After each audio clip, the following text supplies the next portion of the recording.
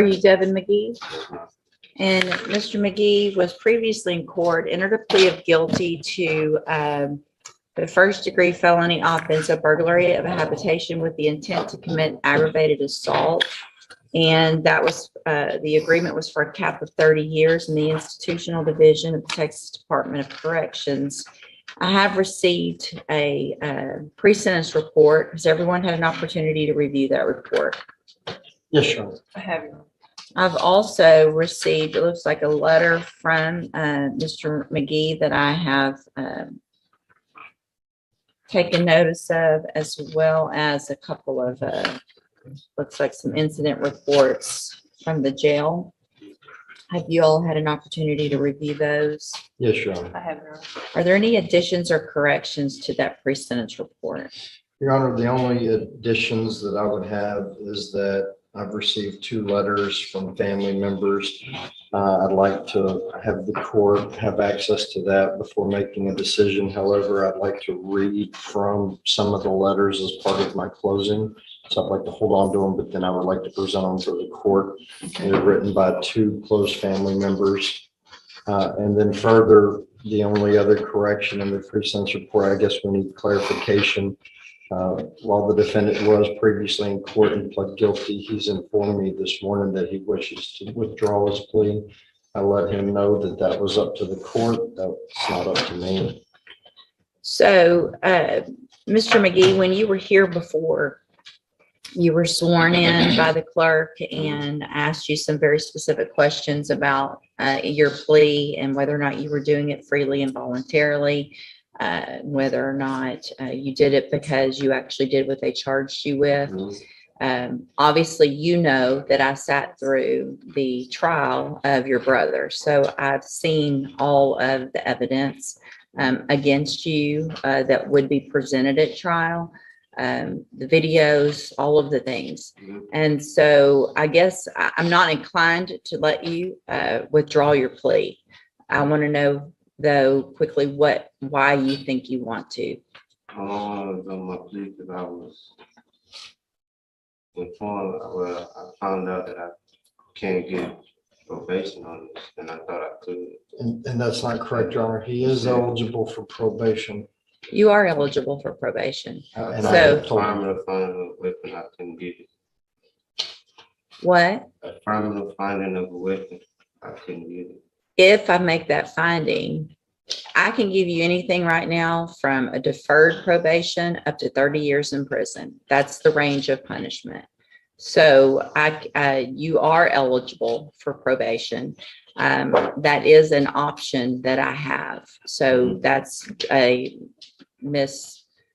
whoever has told you that, you're misinformed. That is an option. All right. So I am not going to allow you to withdraw your plea. We're going to go forward with sentencing. Mr. Nix, you may proceed. Thank you, Your Honor. Your Honor, in reviewing the PSI, obviously the court's seen some of the evidence. It's not good evidence. But the one thing that I think needs to go in Mr. McGee's favor, obviously, is that he did take responsibility. He did plead. Obviously, he's gotten some bad legal information in the jail since we were last here in court. But that shouldn't change the fact that Mr. McGee has had no criminal history other than some traffic citations and a few failures to appear on those traffic citations before this. He's never been in our system. He's never been on probation before. Never been sentenced to prison before because he has no criminal history. Mr. McGee did not live the same life that many of us have lived. One of the letters that I received from a close friend, they've known Devin since 2017, so approximately 6 years. Not only did they speak very highly about how Devin would typically put himself before others, and he had a very rough childhood. His mother passed away in front of him at the age of 27. They had no father figure. They were tossed and moved around with their 3 aunts from 2007 to 2017. They both suffered physical, mental, and verbal abuse from 2 of their aunts. Mr. McGee also has a 3-year-old child. he's never really stood much of a chance. He's never had a positive male figure in his life. And that's not my words. Those are the words of close friends and family members that have kind of written on his behalf. They were completely shocked and said that this was out of character for him to partake in this crime. They believed that he was following his brother.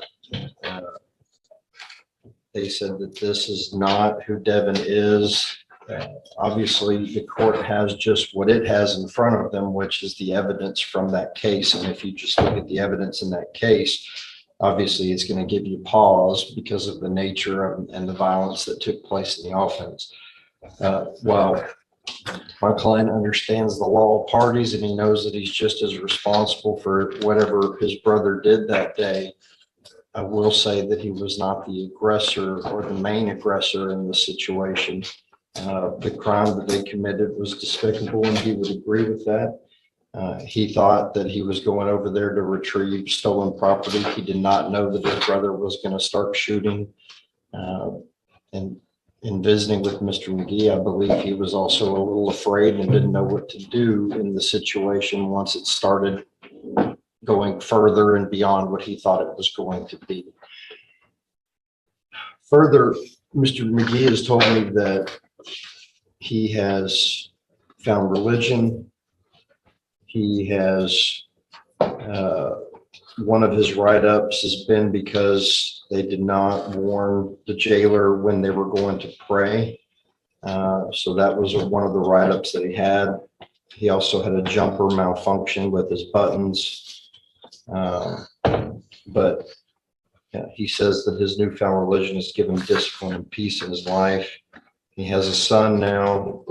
He apparently did not know about that. I believe he became aware of that while he was incarcerated. The child is 3 years old. And he would like to have some sort of a life with a son. I would suggest that he get 10 years deferred adjudication probation. And if he messes up even one iota, he's got the full range to deal with. So I would suggest that he get 10 years deferred probation, be put on intensive supervision, zero tolerance, and actually be given a chance, because based on his criminal history, this is not who he is. This is not, and I hope the court doesn't take into account the fact that he tried to withdraw his plea today.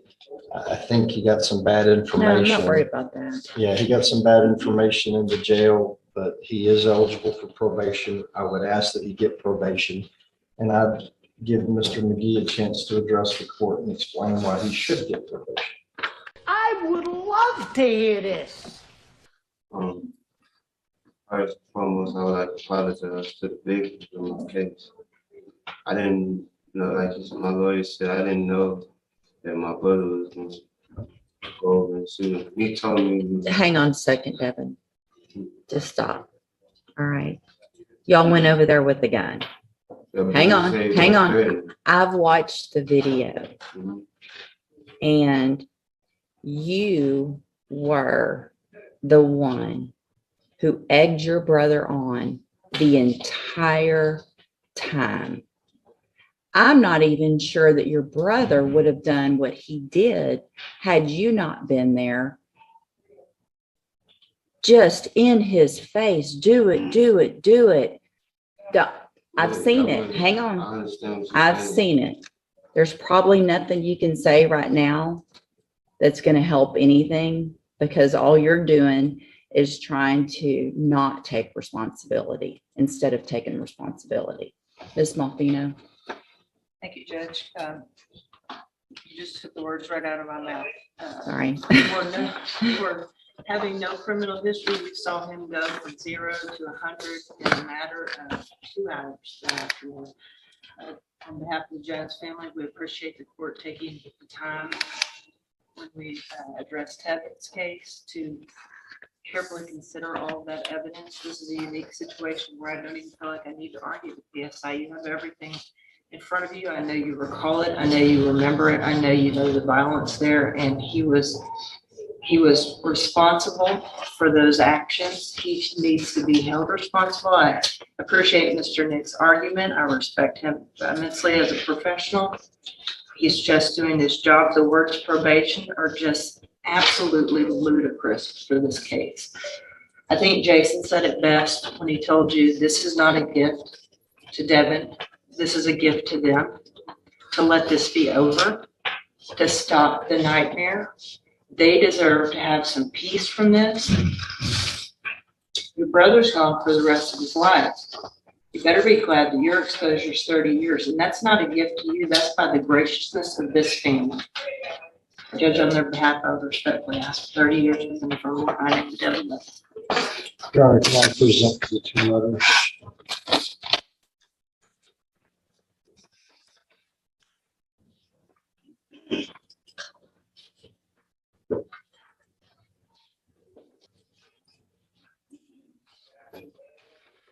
So, I mean, I appreciate Mr. Nick's argument. I appreciate these letters. The problem with these letters is I don't know. I wish if they hadn't seen that the people who are saying what a good person you are and how much remorse you supposedly have, and that you've taken responsibility, saw the video of what happened that night.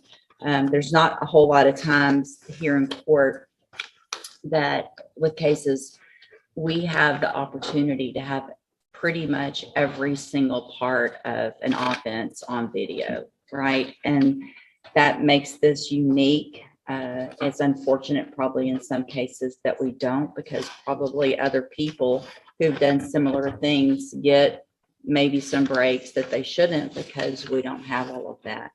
What you and your brother put that family through that night is the stuff, and I think I've said this before, the family's probably heard me, I know, tell your brother this. This is the stuff out of a movie.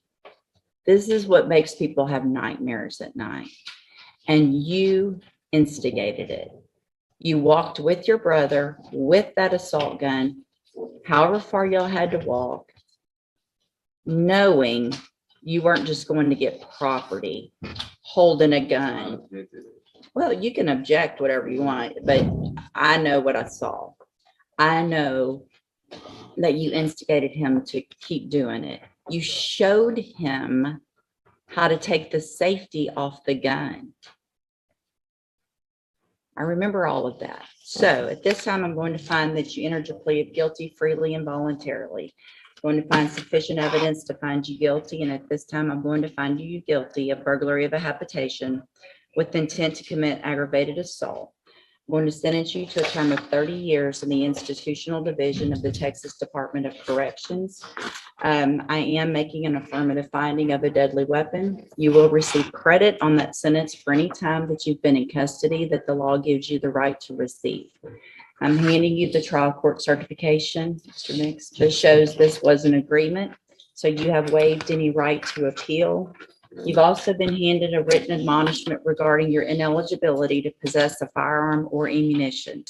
You should thank Mr. Nix. He did an excellent job for you, limiting your exposure, and on behalf of the family, to give you that opportunity to have it limited at 30 years. You're very lucky, and I hope you take advantage of this. When you get out, you're still going to be young. And have an opportunity to live a life, and you can choose. I hope you really have found religion and that you keep that, and that when you get out, you prove yourself that you're not that type of person. All right, good luck to you. You can go back with the bailiff. Yes, hang on. Absolutely, hang on. Can y'all clear the table so he can have a seat? Where they're going to do a victim impact statement. Devin McGee, October the 8th, 2021 is a date that me, my family will never forget. You and your brother attempted to kill my husband, Jason. You and your brother tried to kill our innocent little dog as you entered our house.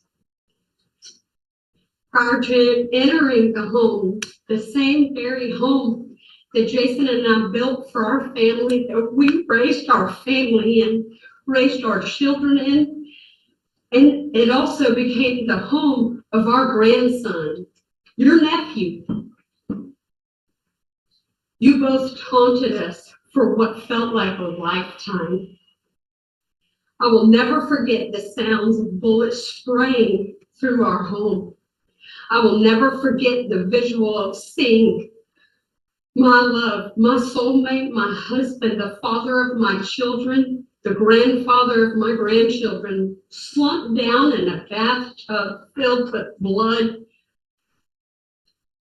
glass shattered everywhere, the sight of spent casings and shattered glass, spent casings that kept being discovered long after the crime was committed.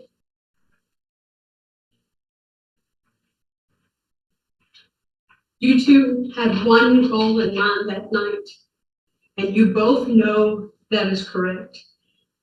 The goal that you both had was to kill every one of us in the home that night. And I'm here to tell you, look at me. I'm here to tell you you failed. You are worthless. We have a very small fraction of our many supporters that are here today to see justice through, that we're here to see justice through on your brother as well. Our lives are forever changed. They'll never be the same. But one thing that we can take pride in and knowing and going forward in is that justice is served. Justice is never fully served to the victims, as this is something that we have to go forward with ourselves and deal with on our own behalf. There's nothing that no one can fix.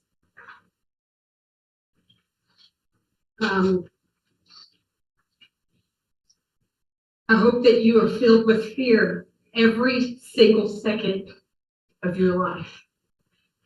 I hope that every time you close your eyes at night, you see my face, you see my husband's face. We are survivors of the crime that you and your brother purposely committed that night. And I'm here to tell you, don't ever mess with the Lord's creations. On behalf of my husband and I, and on behalf of our family and friends, we want to give our immense gratitude and sincerest appreciation to Port Neches Police Department, Nederland Police Department, Groves Police Department, Port Neches Fire Department, all medics involved, Jefferson County District Attorney's Office, Philip Smith, Ashley Malfino, investigators Troy Robinson and Brandon Crowder, Port Neches Police Department Detective Scott Thompson, Krista St. Elizabeth Trauma Physicians, and last but not least, to you, Honorable Judge Raquel West, thank you for all your support.